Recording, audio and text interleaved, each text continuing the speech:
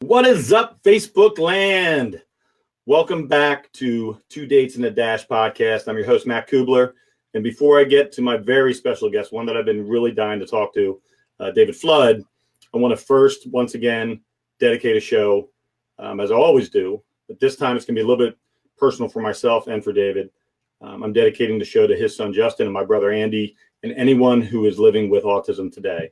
Autism is a people look at it as if it's a disease or an impairment, when all it is just a situation that makes them a little bit different than everybody else.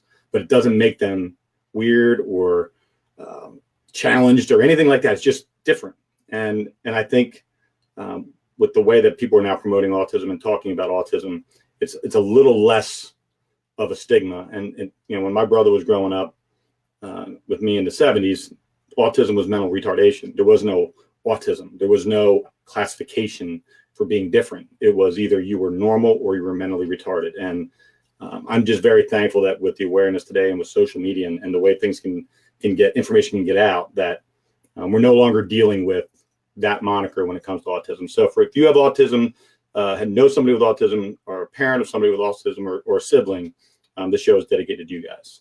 The podcast, where can you hear it? As always, iTunes, Stitcher, Spotify, Anchor, Castbox, Pocket Cast, you name it, you can hear it. I appreciate anybody that subscribes. If you subscribe, please give a review if you have the time. It takes 2 seconds, and it helps me as far as my ranking with the podcast. All right, let's talk a little bit about David before I let him speak. So David is first of all somebody that I admire. I began following him about a year ago. I saw his Goalcast video. If you haven't seen that yet, I put it on the event page. It's amazing. 45 million views, I believe he's at now. That's just mind-blowing to me. David is from Nassau County, New York. He is 54 years old. He's married with 2 kids. As I mentioned, his son, Justin, has autism. He's spoken to over 350,000 kids in 31 states, and including Canada. I'm not sure why he went there, but they got kids too, and they need help. His videos that he's had out, I talked about the Goalcast one, that's 45 million. Well, collectively, he's got 70 million views of his videos. He's very active in his church, and he's also a volunteer with hospice and a couple nonprofits. So without further ado, I'd love to introduce my man, David Flood. Matt, thanks for having me on. And the people in Suffolk County would be very upset. I actually live in Suffolk County, New York. So not that Nassau County is a bad place. I don't want to say anything disparaging about Nassau County. Well, when you're from Philadelphia, anywhere north, it's just New York. So I'm in Northport, New York. It's funny, Matt. Our talk isn't about autism. That's kind of my on ramp to talk about dignity, respect, and compassion. But when you said they don't have an impairment, I thought to myself, I have an impairment. I have the impairment that I don't understand my son. And I think sometimes we're the impaired ones. The kids aren't impaired. We're impaired that we aren't willing to do everything in our power to try and understand someone who's different than us. I totally agree. And it's because we don't want to seem as if there's a disconnect. So we just ignore it. A lot of times people just ignore the kid with autism because they don't know how to handle that, and they don't know how to approach that. So therefore, they just don't deal with it at all. And I think that's the wrong approach every single time, 100% of the time. I never was even. It's funny you say that, because I'm always a person, like if I see someone in a wheelchair, I'm not afraid to go up and say, why are you in the wheelchair? Like, tell me why you're in the wheelchair. Oh, I have cerebral palsy, Mr. Flood, or I have MD. Oh, no one ever asks me that. What's your name? Like no one ever even talks to me, So it's weird. I work with a lot of kids, and I mentor a lot of kids. And one of the kids that I've become really close with has autism. He's 21. His name's Steven. But I would go and sit with him at lunch in uniform because I wanted everybody to know he was with me. Right. That's number one. He's with me. Yeah. And then I would invite people over to sit with us and get to know Steven. Right.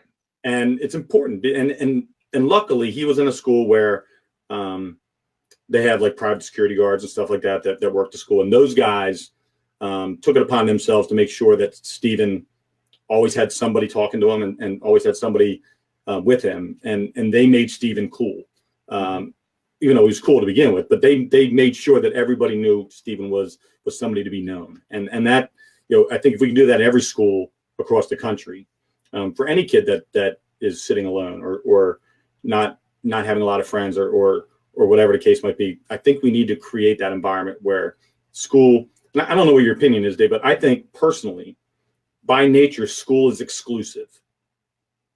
It creates, while you're going to one place, they separate you in the classrooms. They separate you in the clubs. They separate you in the teams. They separate you in the interests. And it's an exclusive event. We're not creating an inclusive environment in school. We just aren't. And I think that's one thing that really needs to change, because no one's creating the kindness, selfless service leadership bucket and putting everybody in that one, and allowing kids to cross-pollinate and get to know kids from the football team if they're on the girls basketball team or whatever the case might be. There's not a lot of that cross-pollination anymore in schools. Yeah, at least not from what I've seen. Well, from what I see in the clubs, I always get excited when I see a kid from the football team who's part of the drama club, or in the student government, or in the Gay Straight Alliance, or whatever, just to go to the meetings and see what they're like. And just to jump back, Matt, about the I think in schools in general, I've been in over 300 schools. Most kids and most special needs kids in schools get extra attention. They do get treated well. But it's the kid who's just quirky or just a little bit shy or awkward, or may have an IEP, or may have maybe a special needs kid that can still interact a little bit, but not as much as a typical kid. So those are the kids that fall through the cracks. The transgender kid, the kid who's trying to transition. I get it, and everybody has different views on that. But it's not typically the kid in the wheelchair, or the kid who has Down syndrome or low functioning autism. They do get extra attention, only in my experience. But it's the kids who are just shy and a little bit quirky and awkward. So yeah, how do we include, when I go into schools, if they ask my opinion, I say, well, how many clubs do you have? Oh, we have like 8, Mr. Floyd. Great. You should have 50. You have a school of 1,500 kids. There should be 50 different clubs, for people to join. But you've got to cross-pollinate, and you've got to get younger kids too and recruit to build the club up bigger. And the other thing, and I know this isn't, it's a teacher thing, it's a money thing, who's going to run the club after school, during school, etc. I was in a district in New Jersey, Matt. The superintendent runs the inclusion club. It's his club. It's during the day. It's at lunchtime, but there are 50 kids in there, and some transgender kids, some kids with autism, typical kids, all different kinds of kids. But it's his club, and I was blown away. He said, "I said, who runs the club?" He said, "I do.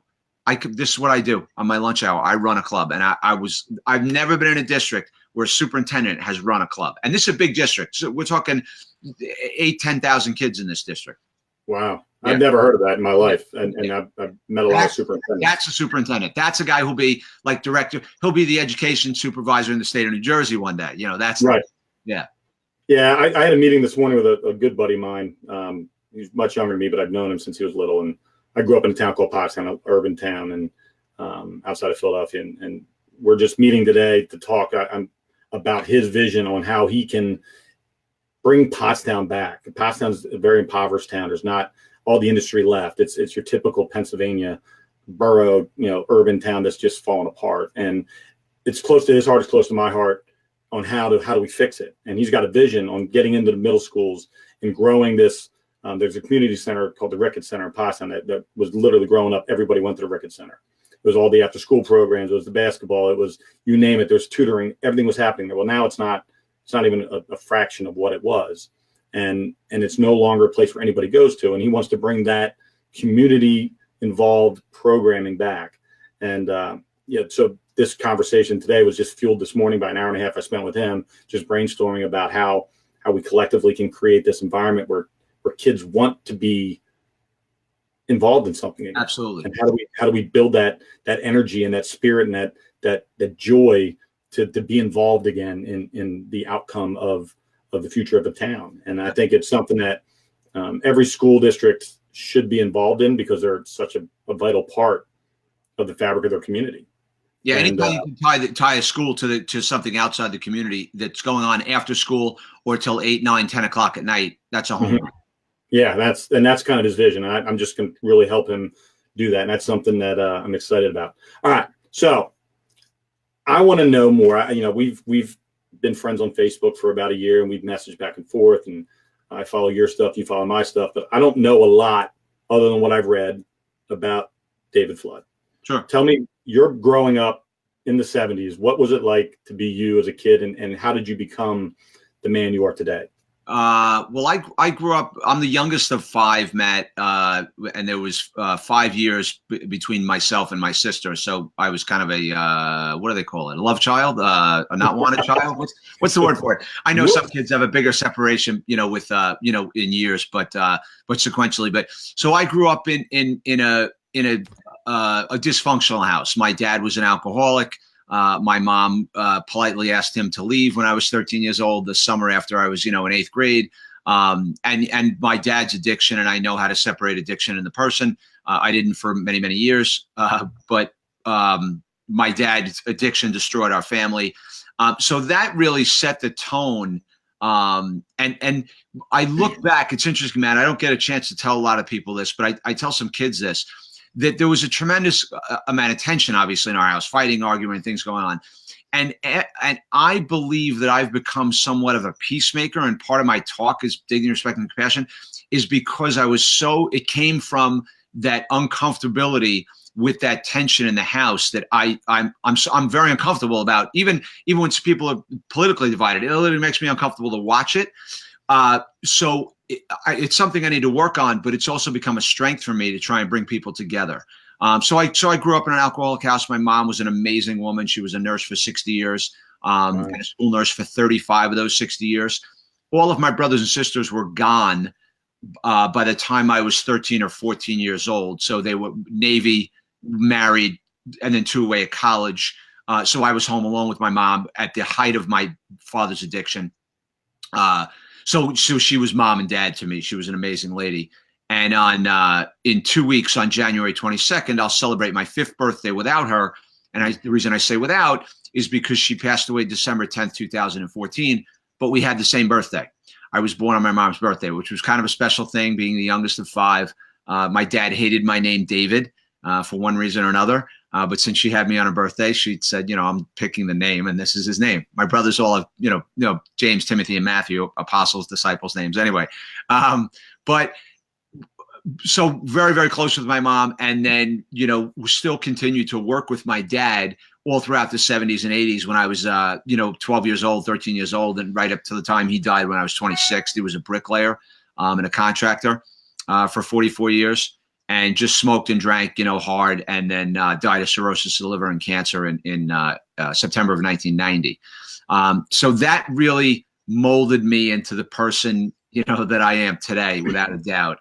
And the story that I tell about my son is that I always imagined when I had children that I would be everything for them that my father couldn't be to me. And, my son would play baseball like me, and he'd play football, and he'd play lacrosse, and he'd play all these things. And then I had a son with autism, so I was throwing another curveball. But the 2 greatest gifts I've gotten, Matt, one I got in the 70s, well, in 1965 when I was born, was having a father who's an alcoholic. And then the other, alcoholism and autism, or I look at those as gifts, because those 2 things have taught me more about myself that I can ever learn on a track or in a football field or in a classroom or, in a gymnasium or wherever, or in a book. Those 2 things have taught me more about myself. So that was my upbringing, my background. I had looked up to and kind of tagged along and hung on to my older brothers, one in particular who I became very close to, who had a great influence on me. But really, a difficult background. We grew up in very, very, very lower middle class, but we never wanted for anything. We had what we needed. And I've, that's something else I need to look at too with how I spend now, is because, my dad and mom were such, held on to their money so tightly. And I tend to be a little bit more loose with mine now because of, again, that's all. It's called ACOA stuff, adult children of alcoholics. There's it affects people in a lot of different ways. Well, it's funny. And I kind of knew the background with your dad from one of your videos, but not the depth of it. And I don't know for you, and you mentioned that you stuck around your father and you worked with him, and my dad left when I was a year old, and he was sporadic at best throughout my life. And my mom had, like I said, my mom is literally my idol. Everything that I am is because of her. That's awesome. She taught me how to love. She taught me what hard work was. She taught me what it was like to sacrifice. I know how I struggled with the fact that my dad couldn't love me and my brother, and how deeply that affected me in a lot of ways growing up.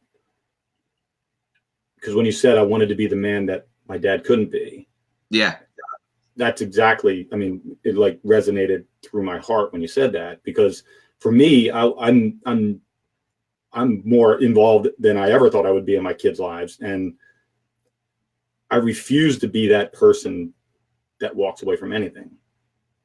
And I think I take the lessons I learned from my father's inabilities, and I apply them in every aspect of my life. The commitment. And I think people say this about me, and that if there's one word to describe me, it's committed. When I go in, I'm all in. And I think I'm doing that mostly because of the fact that he wasn't. Right. Do you have something similar? I mean, was that? Yeah. So my dad was a good guy with a nasty addiction. He did things. He had character defects, and he did all the things that you can imagine an alcoholic would do to his family, neglect, abuse, and all of those things. But I mean, I've been able to take, been able to look at the bigger picture because I spent so much time with him, and because I kind of inherited, that from him too.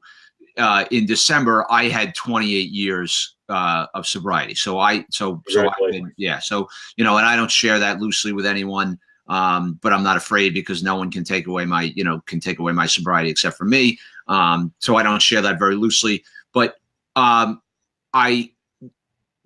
able to look back where and I was able to have compassion for him, Matt, because I spent so much time with him. I literally worked with him every day from the time I was 12 till the time when I was 26, when he died. Every weekend, every holiday, and every summer when he would show up for work, which was only about 60 to 70% of the time. So I worked with him. So I had a tremendous amount of compassion for him, even though I knew I wasn't trying to save him, and I couldn't. I knew I wasn't going to save him. So I'm still torn, and could probably use a little bit of therapy to talk about those things. But my recovery and the people I'm around now, and all the reading I've done and work I've done on myself have enabled me to kind of, look back at that time in my life and again, think of it as a gift. Think of it as a gift. Yeah. I like the way you use that phrase, because I never thought of it that way. It makes sense, because it allowed you to grow and become who you are. Sure. And I say, my brother's passing would have been the death of me, had it not been for a gift of a quilt from my grandmother made out of my brother's clothes 13 years after he died. Right. And when I got that gift, it reminded me of the greatness that my brother was. Right. And how, I'd lost my faith in God. I gave up on everything. But the gift that I have now is his memory. Right. It's the love that we shared, and the pain that I still feel every day with his passing. I purposely want to feel that, because it means we're close. Right. Right. So for me, that's a gift. And I like the way you chose to do that. And I'm going to start looking at my father, who I haven't seen since 1996. I'm assuming he's still alive, but if he's not, I'll be a little bit hurt, but I'll look at it as a gift, what I've been able to take from that experience. So I don't know, Matt, if you're familiar with Wayne Dyer at all and his history. So Wayne Dyer's history, Wayne Dyer was one of the greatest, inspirational speakers ever. He passed away in 2015. But his history was that his dad walked out on him and his three brothers when they were 4, 2, and a baby, walked out on the wife, and then did that to 4 other people after that. And many years later, 30 or 40 years later, Wayne went to find his father's grave in Biloxi, Mississippi, because he didn't want to, he basically wanted to piss on his grave. He was so angry, and he went there and he just wept. And then he went from there. The book is My Greatest Teacher, but he went and he after he was able to make peace with his father at his grave, he went into a motel room in Florida and wrote Your Erroneous Zones in 18 days. So so it's powerful. He believes his father was his greatest teacher in walking out on him and teaching him resiliency. He spent 10 years in orphanages, growing up like that. So what I would say, I wouldn't say this to you, but I might say this to a young person that I met because you're doing this now through the people, Matt, that you're helping. So if I met a kid in school and they say to me, Mr.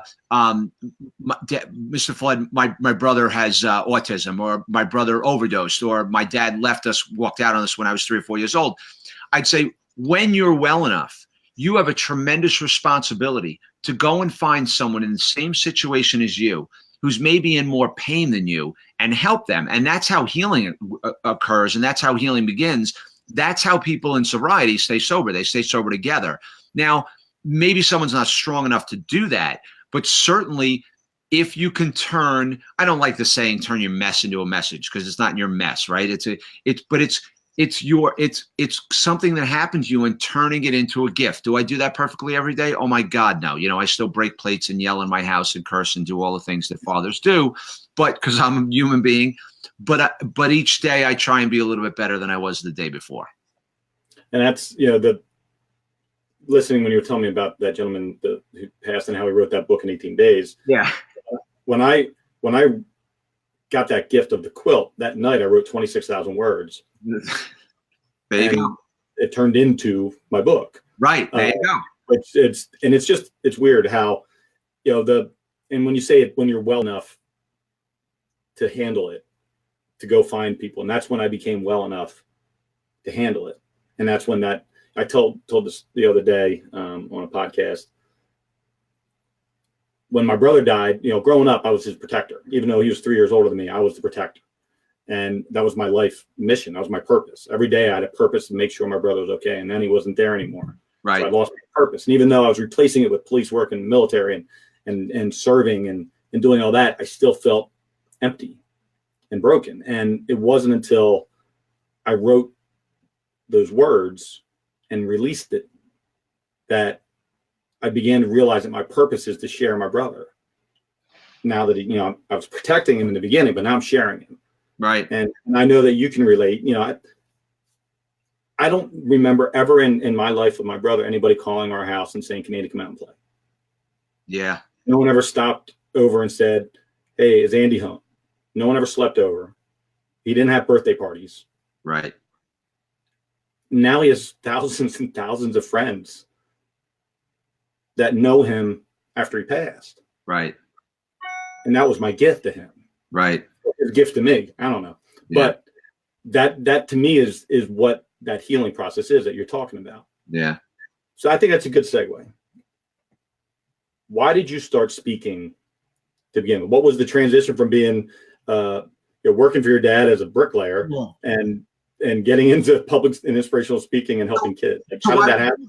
Yeah, I was with a multi-level marketing company 30 years ago, and doing and was got turned on to guys like Brian Tracy and Jim Rohn and Zig Ziglar and Bill Bailey, and then that led me to like Wayne Dyer, and then that led me to Neil Donald Walsh and the people that I listened to, and Deepak and Eckhart Tolle and all of those people. I take a little bit from everywhere, but I'd always wanted to speak. Matt, I was passionate about it. I enjoyed it. I've been a lector in my church for 30 years, so I knew I was good at it. Always loved public speaking in college. But about 8 or 10 years ago, a woman named Tammy Tappel, who runs this Kids Plus nonprofit that I'm part of, said, "David, can you come out and speak in a middle school? I'm going out to promote my program to get volunteers from the middle schoolers, but I want someone to come out and talk about what it's like to be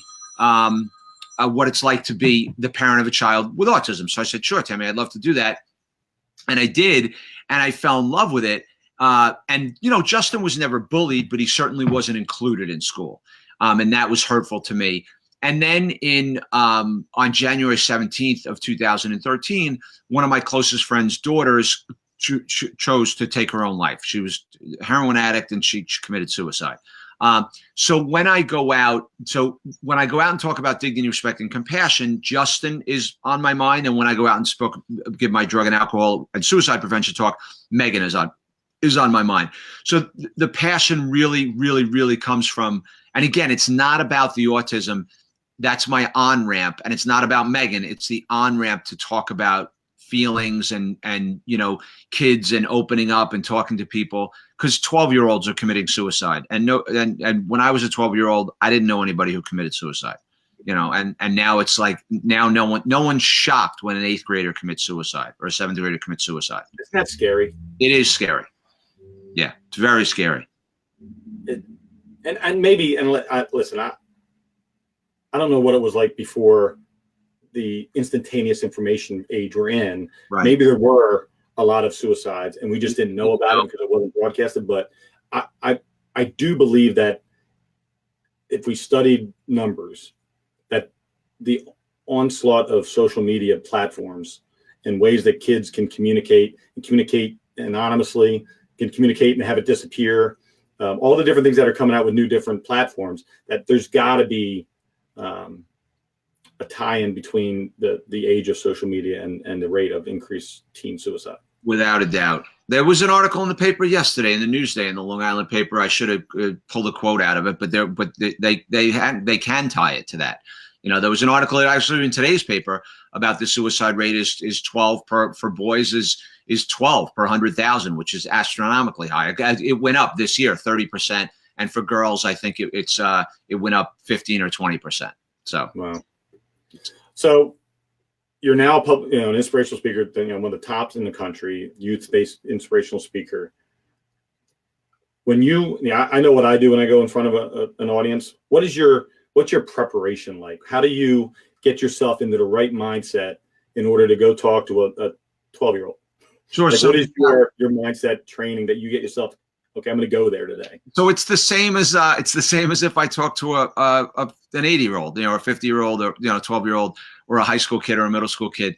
Matt, it's funny, and I'm smiling because he's asking that, because Josh Shipp, all the guys that I work with, I'm with Top Youth Speakers, which is Josh Shipp's organization out of San Jose, California. But I'm smiling and laughing because everybody's got these preparation things that you do. Like I have my routine. I'm in a hotel room and I go, like I'll be in Texas next week or whatever for 2 days. And I'm in my hotel room and I go to the school. So the first thing I do, I always get myself, coffee or tea, but I bring donuts to the school. So I bring a dozen donuts. But a lot of guys prepare they're backstage, they're saying prayers and things like that. I actually go around and make a point of shaking at minimum 100 hands in the room. And kids think that's weird. And they can't make eye contact. And the average 12-year-old cannot make eye contact and shake your hand firmly. They just can't. And I know some of it's cultural. That's like maybe 5% of the people. It's cultural. It's not like appropriate to look in the eyes in some cultures, or for a woman to shake a man's hand, an 11-year-old girl or a 12-year-old girl to shake someone's hand. In our culture in the United States, I think it is. And in my next life, my next speech will be on handshaking and eye contact, Matt. So my preparation for a speech really is to pray a little bit right before I go on stage. But I literally walk around the room shaking hands. And you know what that does? It makes me more comfortable. Like I'm not nervous after I've shaken 50 or 100 people's hands in a room. And the kids might think it's a little bit weird. But once I get up on stage, 100 of them are saying, wow, he came up and shook my hand. And I'm not a big deal. I cut my own lawn. Well, I don't have a landscaper now. But I still clean up dog crap, Matt, and I do things in my house like I'm not a big deal. So like kids were asking me the other day in a middle school, can I have your autograph, Mr. Flood? I'm like, listen, it's not going to be really worth anything, but sure, I'll sign a piece of paper for you. I'd much rather take a picture with you and talk to you, than sign a piece of paper. So I don't have a lot of preparation before I speak. That's my long-winded answer. The last thing I say before I go on stage is and I learned this from Wayne Dyer, I say 30 or 40 times, how may I serve? How may I serve? How may I serve? How may I serve? How may I serve? How may I serve? Because I think if I put that out to the universe says to me, how can I serve you? How can I serve you? How can I serve you? Yeah, I've never written a speech. And the first time that I ever actually rehearsed a speech was when I did my submission for, I had to do a live audition for that TEDx in Asbury Park, New Jersey. And I looked at every TEDx how-to video, and they say, rehearse your your audition, rehearse. So I rehearsed 30 times, and it was 30 different times different. Like I couldn't do it right 30 times. So Right. I got to the audition, and all the other speakers are talking, and they're like, "Are you nervous?" I'm like, "Nah, I'm not nervous at all." They're like, "Why?" I said, "Because I'm going to talk about something I know. Like I'm talking from my heart." Right. Like, I'm not teaching somebody on, the facts and figures and spreadsheets and slideshows. I'm just going to stand up there and I'm going to share a piece of me as deeply and convictedly as I possibly can. Right. And hope that you feel what I expected you to feel. And that's it. And when I gave that 5-minute audition, it was absolutely not even like any of the other 30 that I tried to audition. And I think it was my best one. So what I do is I literally, right before I go on stage, I ask, if I'm talking about my brother, I ask my brother to be with me. And then I ask everybody to feel my heart in my mind. I said, I want everybody to feel my heart. Right. And I talk. And I don't really know. I know where I want to start. But where it goes is it can go in 500 different directions depending on what I'm seeing from the audience. And do you read kids when you're speaking to them? So I have a written speech. I do have a written speech, Matt, and I can go off the speech if I have to. But I've got it compartmentalized where I give 3 challenges, and I tell a story, make a point, give a challenge, tell another story, make a point, give a challenge, tell another story. So sure, I read kids without a doubt. And if I actually tend to go deeper and if I feel like they're not paying attention, I tend to go deeper, get more emotional, and get harder with them, more raw, much as I can with middle schoolers. But my primary audience is high schoolers. Then it would I'm about 60% high school, 30% middle school, and 10% adult, talks. But I mean, that doesn't mean I just don't talk to a lot of adults because most of the stuff I do is in high school and middle school. And I, we talked a little bit before we went live, but why youth? Is it because you know that you can touch as many hearts and many minds as possible, or was it by design, or did it happen by chance because of that one time you got asked to go speak to those kids at school? Well, I think it kind of happened a little bit by chance. I probably and believe it, kids are the hardest audience to talk to because they have built-in BS detectors. Because a 17-year-old knows that you're BSing them before a 50-year-old does. But so they're harder. But the youth market is I don't know. I don't know if it's more wide open, but I think I can have a bit I'm not saying I don't care about adults, but I think I can have a bigger influence on kids because maybe I can put them on the path, in the right direction. I'll talk to an 80-year-old. But that person's pretty set in their ways, or a 40 or 50-year-old. And, I connect with people when I do parent nights and teacher professional developments. And I've talked to mental health organizations, to psychiatrists and psychologists. But I'm getting tremendous feedback from kids, Matt, saying 2 things. The first thing they say to me, Mr. Flood, is thanks for being genuine. Then they say, thanks for not trying to sell us a book. I don't have a book yet. And when I have one, I don't even know if it'll be for kids. It's not really good. I think it's going to be more for adults.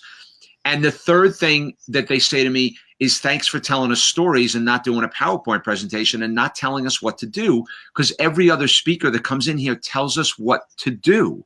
I got an email from a principal today that I sent a thank you video to. He said, thanks for the video, Dave. We've never had a speaker like you before at our school. And I know what that means. It means we've never had a speaker get up in front of cry in front of our kids. Right. So, and be genuine. And there's lots of great speakers out there. There's a lot, but there's a lot of crappy ones too. Who just talk about themselves. You're a vet, you're established, you got a career that is ridiculously successful. And I'm in the infancy stage of what I'm trying to do. While I've been speaking for a long time in many different venues, to be a professional speaker, you have to get paid. So if I'm starting to get paid to speak now, right. And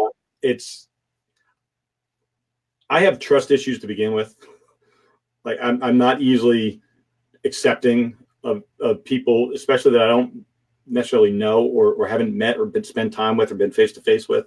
Sure. So I can read their intentions through their words and their body language. And there's a lot of people that want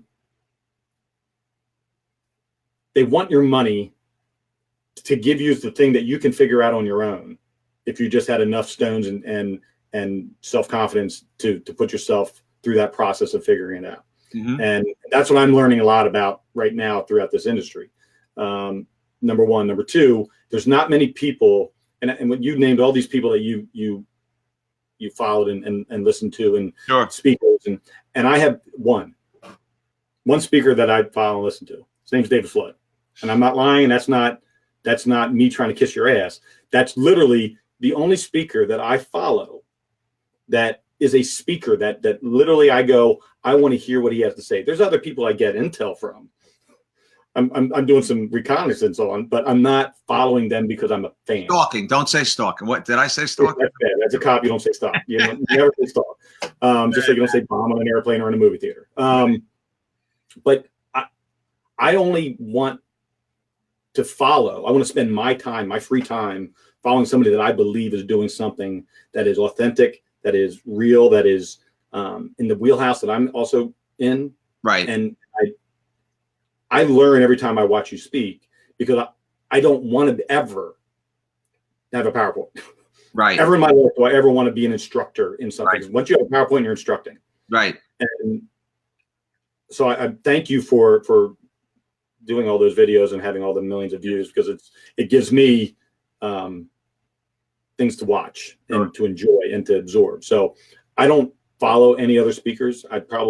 There may be more out there that I need to know about. Maybe that's something you can help me with. Sure. But I don't, because I don't particularly, once I see your video, if you're not speaking to me, right, I'm out.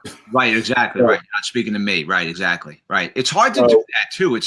I'm learning that too. I just read a book. I can't think of Hit Makers. Can't think of who the author was, but about being, when you're talking to 15,000 people, you're really just talking to one, 15,000 times. And it's hard for people to kind of get their head wrapped around that. But it's about being genuine. And I'm flattered that you told me that, Matt. But I am a product of all the people that I've listened to. And Wayne was an author and a speaker, and Neil Donald Walsh has written, 30 books, the Conversations with God series. So that's where a lot of my stuff comes from. And then, and from church and from my spirituality, and from the Bible. But I'm a product of my environment, and I try and be genuine. I mean, I don't think I can be anything but genuine. Am I too emotional sometimes? Maybe. I might be a little bit, but I know how to rein it in and bring it back. And I'm sure some people, that makes them uncomfortable, but I think they're probably uncomfortable with themselves if they're not able to connect with that. So, was there a question in there? No, it was just a statement of fact that it's this industry, as in any other industry, there's charlatans and there's real people, and Sure. and in the middle is just a bunch of people that are trying to figure it out. Right.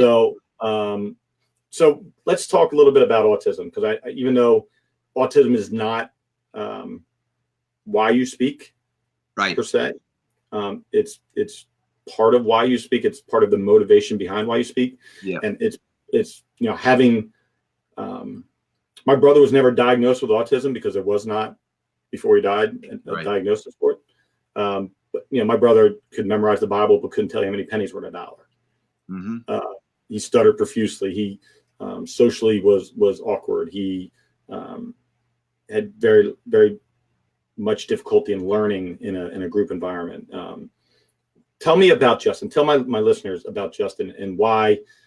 Because when I get emotional when I watch you tell your story about Justin, and because it reminds me of my brother. Yeah. And I think because the way you talk about him is the way I feel about Andy. Yeah. That deep passion. So let's share Justin with everybody. So Justin's an awesome kid. He's an amazing kid. He's creative and funny. But he is he's a 20-year-old man in the body of a 20-year-old with the mind of a 10 or 12-year-old. And his biggest struggle now, Matt, is not having a girlfriend, not being able to drive, not being, and all 20-year-olds, he's going through all the things. What I call Justin is a tweener. So Justin's high functioning, and and if there's parents watching who have kids who are low functioning, who don't speak at all, my heart goes out to you. So I can only speak from my own experience, and I know other parents who have children similar to Justin. Justin doesn't know what he doesn't know. So he can appear as though he knows what's going on, but he really doesn't. And as I said, like with a typical 20-year-old who maybe doesn't have their driver's license yet or doesn't have a girlfriend, they're upset about that. So multiply that times 10 with a kid with autism who's got a little OCD and a little ODD, and a little like all of and ADHD. So all of these things tied in together. So the struggle that my wife and I have, Matt, is where does the autism stop, and what's typical behavior for a 20-year-old, and is there a little bit of mental illness in there now, too, with having dissociative episodes. So it's all of these things that if I had, how do I put it? I don't know what I have on any given day. I don't know what I'm going to get on any given day. And I think most parents with autism go through that. And I know there are some kids who bang their heads off of walls. And Justin's had some meltdowns in college lately, and we've had to, go and talk to the dean and had some, some disciplinary issues, but we're able to rein him in. And we're working with therapists and people to try and put the fire out, not put his fire out, but kind of his fire is burning. His chiropractor calls it just keeping the pilot light on, but just lowering the flame, that burning that's going on inside him, that angst. So it is difficult, and it's I don't want to call it a daily struggle, but it is, because I have a tremendous amount of faith. But there are days when I don't want to have a child with autism, and anybody who tells you, that it's a gift to them every day is lying to you, because it's tough. All the praying in the world. We're still human, to have to let our kids go, whether they're a heroin addict or they're addicted or they're stealing or they're sleeping around or whatever they're doing. All of those things, to have to let your child go is very, very, very difficult. But someone pointed out to me several months ago, I hope I say this right, that Justin has the right to be rejected by other people. Justin has the right to be rejected by other people. And that blew me away. They're like, Dave, you can't save him from everything. He goes up right after we walk out of the movie theater, Matt, he goes up to like 8 kids and he's in their face. Did you like that? What did you think? Like, you don't do that. He doesn't have, there's boundaries. Like, he doesn't understand that. Everything's black and white. There's no gray. With a kid with Asperger's, everything's black and white. I could give you hundreds of examples. So the bottom line is the juggling, and I'm still trying to understand him every single day. I'm trying to understand. He's not linear. His brain doesn't think A, B, C, D. His brain thinks F, L, Z, A, B. It just bounces all over the place. And and it's very, but then he'll be a typical kid, and it's very confusing for my family. So, and the other struggle that we'll go through right now, which has been coming up over and over again, and a teacher pointed out, or an administrator said to me, we talk about kids with autism now, there's going to have to have something done for their siblings. Because like you talking about no one coming to your house, my daughter doesn't have friends over, rarely, if ever. And I know why that is, right? She struggles with this tremendously too.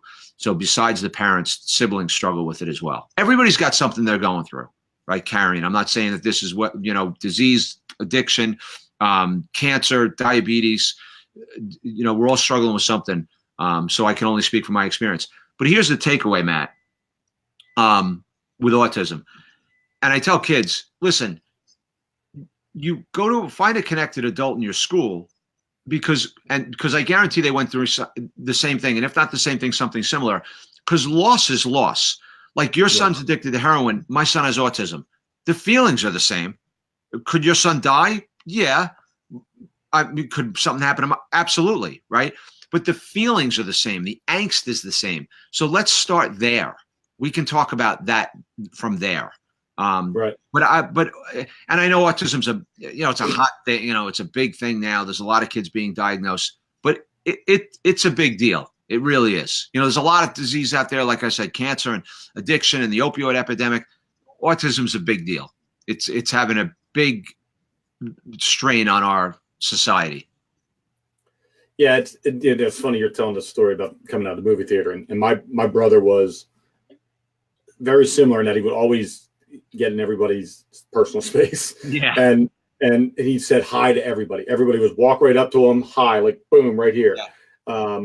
And that, that he would come to basketball games. And I had my core group of friends growing up are still my core group of friends now. And they protected my brother like he was their brother. And so we always, when we would go out, we'd go to basketball games at the high school and football games, and my brother would act out and people would look at him. And one of my buddies, Tommy Newman, who is one of the greatest guys I know, he's just a solid friend who always loved my brother. And he was the starting linebacker for the football team and completely insane and just jacked.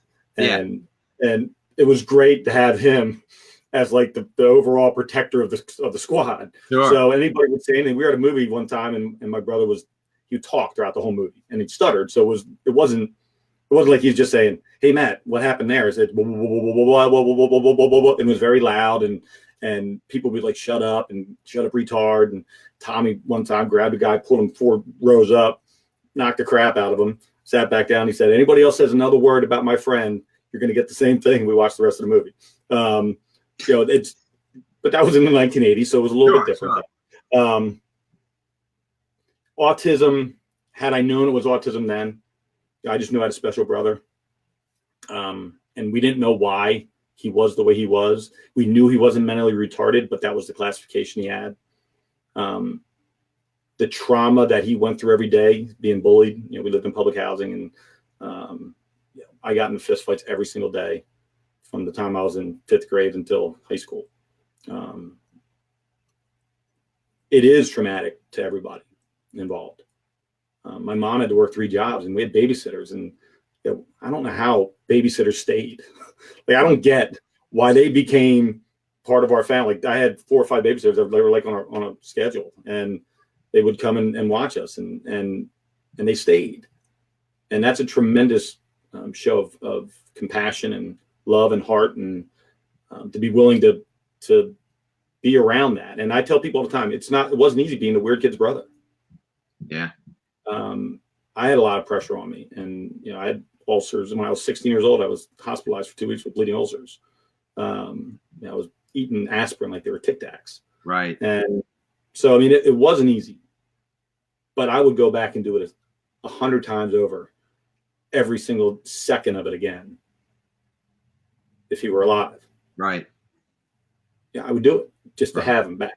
So to me, as much of a struggle as it was, and much of a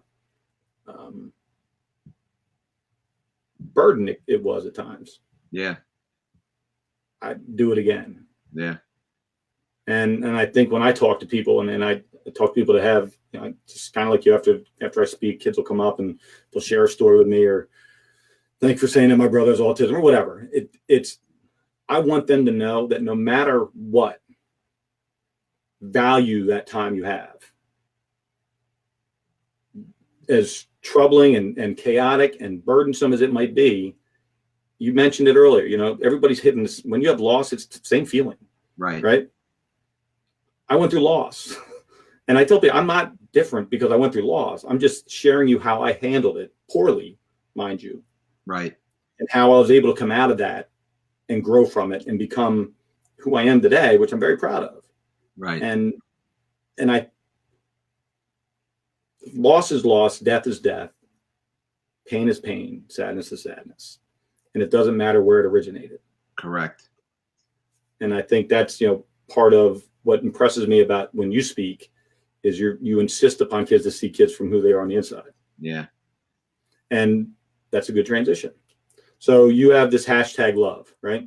We got about 7 or 8 minutes left. Obviously I have a hashtag. It's I Got You, which is the name of my business. Right. #love. Tell me about that. So I copied that. Wayne Dyer wore a shirt on a PBS or an interview he had on. It just said LOVE, period, because it's a verb, it's a noun, it's a sentence. Just that's it. And I said, you know what? I'm gonna wear shirts like that, and now I sell them on my website because it's just simple. It just is. It just seemed, maybe some people think it's hippie. It's 1960s. I don't know, but it works for me, Matt. It's just so simple. I remember designing my website, whenever it was 6 or 8 years ago, and thinking, what's my program? And I always, Wayne Dyer and Neil and Mother Teresa, it was Saint Teresa now, right? Saint Teresa and Saint Francis and all of these people that I read, it was always about look on the inside, and everything comes out from the inside, and everything begins with a thought. So I said, I'm going to call my program Look on the Inside, and it just stuck. And it really came out of nowhere. It didn't come out of nowhere. It came, in my head. But the love thing is it's just simple, and kids go crazy for the shirts. They're like, I love that. That shirt's amazing, Mr. Flood. I'm like, well, it says his love, period. It's not a fancy design. It's just block lettering. It's simple. That's all it is. It's not, well, if I love I'm reading a Wayne Dyer book talking about unconditional love and just how powerful it is. And again, Saint Teresa, Saint Francis, like Jesus, no questions asked, just total unconditional love. And all of us have a hard time practicing that. You know why? Because we want to be right all the time. And what I tell kids is, when you have the choice to be right or be kind, you choose kind. But we all want to be right. It's so, you talk about your presentation is no frills. There's not a lot of, there's no bells and whistles. And I think that keeping it simple with the love. And I guess one of the things, when I saw it for the first time, and I know you're in public schools, do you get any pushback at all from administrators when you talk about emotions and love? And I don't know if you ever get a chance to mention your faith or God. Do you ever get any pushback from them? I don't. So I don't really mention. They say I'm a lector in church, but I might mention God here and there. I don't mention which God, because there's lots of them. Allah, Buddha, Krishna, Kali, whoever, right? So there's lots of different. I believe we're all on different paths to heaven or wherever we're going. But I don't get pushback, Matt. No, they say, yeah, you can't come in and start talking about Jesus and that, and I'm like, that's unless I'm in a Catholic school, and then I do, and that's fine. But I don't get pushback, and I think principals and many teachers come up to me and are moved, by the emotion, because they really don't have emotional speakers come into their schools, And I was hoping you'd say that, because obviously I've been getting into more schools and just sort of feeling my way around the public school landscape and what the right thing and the wrong thing to try to instill into a kid is. What I'm trying to say is, I'm giving you my heart, and I want you to feel what I felt and how I handled that and how I overcame that, and then what I did with the gift of grace that was given to me, and what I'm doing now, and why I'm in front of you today. Right. And sharing that emotion. Sometimes I worry whether or not that's something that could be deemed as pushing a kid in a direction that maybe the school isn't interested in. So I'm glad to hear it's not. Yeah. So when you say gift of grace, you could start to head down the path of spiritual stuff that might like that, though. Like those three words, gift of grace, very powerful, but maybe in a public school that could be interpreted as going down the road of talking to the kid, leading right towards religion or towards spirituality. So I bring up God, but I don't. But I know where to stop. I know what goes. Right. But everything ultimately, if you want to research everything you say, is coming from the Bible, or was taught by, from the Bhagavad Gita, or from Lao Tzu 3,000 years, 500 years before the Bible, or 1,000 years before the Bible. So they're all ideas that have been around for a long time. It's how you present them. So right. All right. So we're on the home stretch here. Where can people find more about you? Where can they see your videos, figure out where you're speaking, book you to speak? What's the best way to get a hold of you? So I'm like I said, I'm with top youth speakers out of San Jose, California. So they're top. We have 14 or 15 of the best speakers in the country, I believe, best youth speakers in the country, headed up by Josh Shipp. So that's topyouthspeakers.com. You can go to my website, which is davidjflood.com. if you want to follow me, it's David Flood, Youth Motivational Speaker, David J. Flood, Youth Motivational Speaker. That's where I put up videos, Matt, not weekly, maybe 2 a month. I'll be at a school. I'll come on. I'll be on 5, 6, 7 minutes just with something genuine about my feelings about what's going on that day. I hope that helps people. I know they've helped you, as you've told me. But my videos are on Goalcast. I have a video running on Goalcast now, as you said before, that's gotten 45 million views. That's, a hockey story that I tell about my son, which is one of the big stories of my talk. And there's other videos on my webpage and on Josh Ship's webpage, Josh Ship. You can go to you can follow him as well. So my videos are running on there as well with other stories about growing up in an alcoholic household. So those are the ways to follow me. And then I have, I'm not a Twitter guy. I'm on Instagram, really more for the kids. That's David Flood Speaks. If you wanted to follow me on Instagram, but again, most adults are going to follow me on Facebook, which is David Flood, Youth Motivational Speaker. Do you have, speaking of upcoming speaking events on your website? Yeah, I do. They're not on my website, Matt. And the events that I do are really private. They're in schools. So I can tell you just generally where I'll be in the next couple months. I mean, if you wanted to go to the school, you're going to have to call the school and get permission. But I'll be in Danbury, Texas, and then Avalon, Texas in next week. And then I'll be in Johns Creek, Georgia at the end of end of January, Topeka, Kansas, Beverly Hills, California. If everyone in Beverly Hills wants to go see me speak in Beverly Hills at a middle school at Beverly Vista School.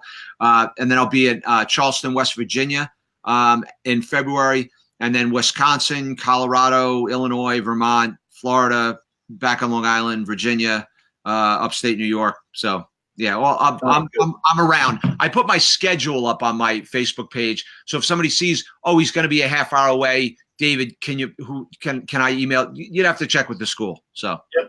That's kind of what, and sometimes you have people from the area that are watching me that might be in one of those areas that may have a kid that goes there in the school district or whatever and might be able to come hear you speak. One of the things I wanted to point out, guys, I'm doing a night of inspiration in the late spring, early summer is the plan. I'm still nailing down the date and the venue, which has been the delay right now.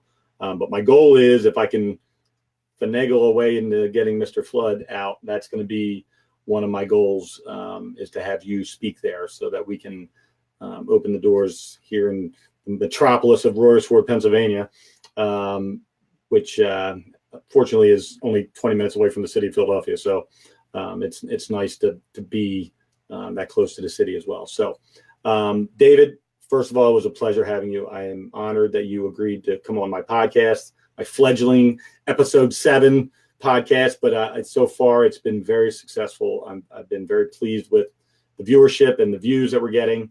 I know that I benefit more from this than maybe you do, from you being on, and I appreciate that. It doesn't go unnoticed. So everybody, thank you for tuning in. Everybody that stayed on, watched this whole hour, thank you. I'm predicting 35-31 Clemson because my boy Dabo and his brother Tracy are going to pull it out. Roll, go Tigers, screw Roll Tide. I'm not into that. Can I leave you with a quote, Matt? Yes, please. So Neil Donald Walsh, this is the one I've been using lately. See yourself and those around you and ask, what can I do to make this moment better for you? And in so doing, make it better for both of us. Have a good Monday evening. God bless everybody. Thank you. This was 2 Dates in a Dash with David Flood. God bless, and for God's sakes, be kind to one another.